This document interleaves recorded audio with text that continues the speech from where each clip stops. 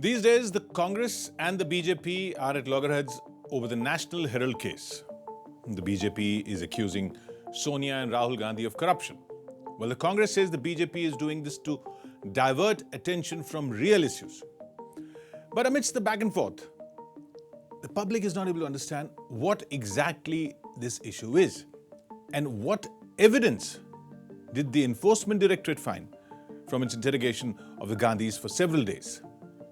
So today, let's tell you in a simple yet comprehensive way about why the National Herald case has become a talking point in every household in India.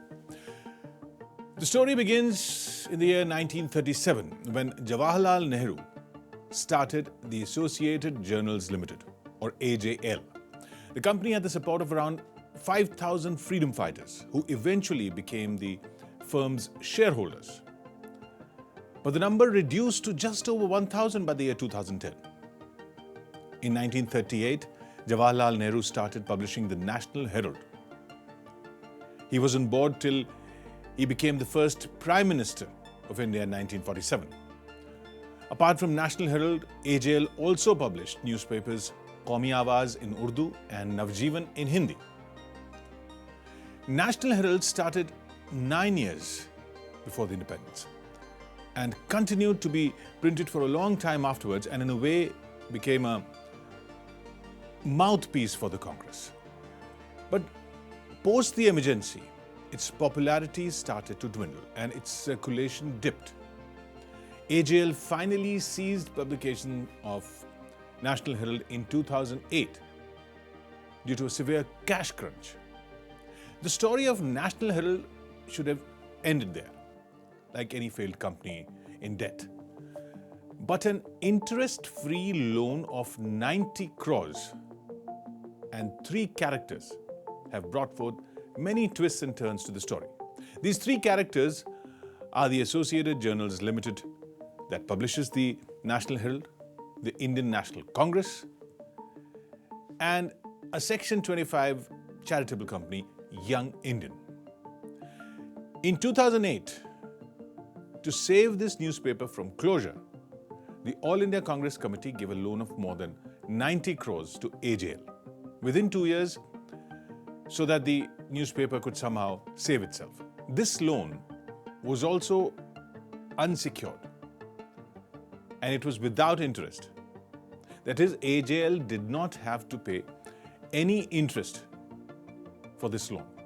Meanwhile, there was another entrant in the scene, a not-for-profit company, Young Indian Limited, which was established in 2010.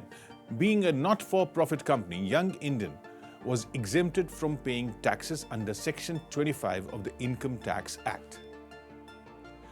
But Young Indian was no ordinary organization. Its board members included Sonia and Rahul Gandhi. Both the Gandhis held 38% shares each, that is 76% of the total shares.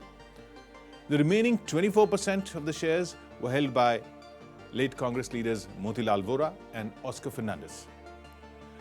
After its inception, Young Indian paid just 50 lakh rupees to obtain the rights to recover the 90 crores that AJL owed the Congress party. Congress claimed that AJL did not have the ability to repay the loan, so it was transferred to Young Indian. Now, AJL had to repay the debt of Young Indian, not Congress. But AJL didn't have the money then, nor now, to repay this debt. So AJL converted this loan into equity shares of 99.9%. To explain it simply, when a company converts debt into equity, the lending company becomes the owner of the borrow company. Because now the borrowing has been converted into shares. That is, in a way, the Gandhi family, having 76% shares in Young Indian, became the new owner of AJL. Now, the irony is that AJL, which was never owned by any one person, and its shares were with thousands of freedom fighters and other people. Among the shareholders were former Law Minister Shanti Bhushan and former Chief Justice of Allahabad High Court Justice Markandeya Kadju. They alleged that when AJL was sold to Young Indian, they were never informed about it. Meanwhile, in the year 2013, BJP leader Subramaniam Swamy filed a case in this matter and accused the Gandhi family of corruption and fraud. Swamy alleged that when Young Indian acquired AJL, AJL's assets worth more than 2,000 crores were also transferred to Young Indian. And this includes luxury properties worth 400 crores. Subramaniam Swamy alleged that through this, Rahul and Sonia Gandhi became the owners of properties worth thousands of crores.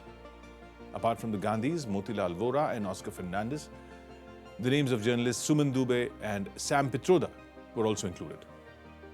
Now, the investigating agencies are looking for answers to some questions in this case. For example, what was the logic behind assigning to Young Indian AJL's debt of 90 crores, which was written off by the Congress?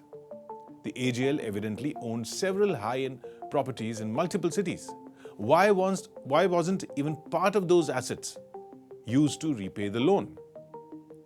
Why was approval not sought from the over 1,000 shareholders of AJL for the Young Indian deal?